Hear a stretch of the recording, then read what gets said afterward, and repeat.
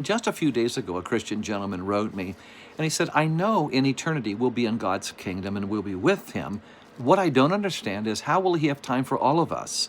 In heaven right now, and again on the new earth of Revelation 21 and 22, there is so much for him to take care of, and so many of us that have come to the faith. How will he have one-on-one time for us?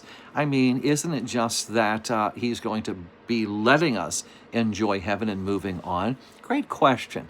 And I take a look at the ownership of time that we talked about in earlier posts, that God, as Revelation 1:4 says, that he is the one who was and who is to come. Jesus, verse 8, the Alpha and the Omega, the beginning of end.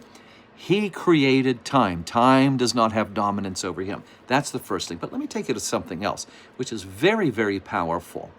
As we're with Jesus, again, in heaven and then on the new earth of Revelation 21 and 22, there's an attitude, there's a characteristic, there's a part of his character which comes out in the Gospels, which will carry over into heaven. Let me explain. In John chapter 2, we see Jesus and the miracle at the wedding feast in Cana.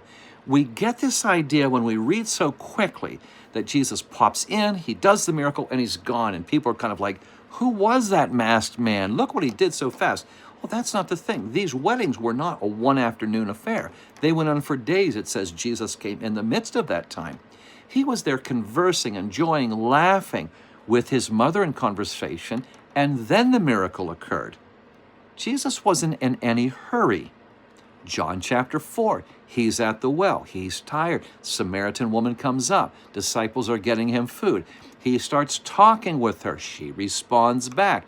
He is explaining things as she's asking about the Messiah to come. He identifies. Now follow this.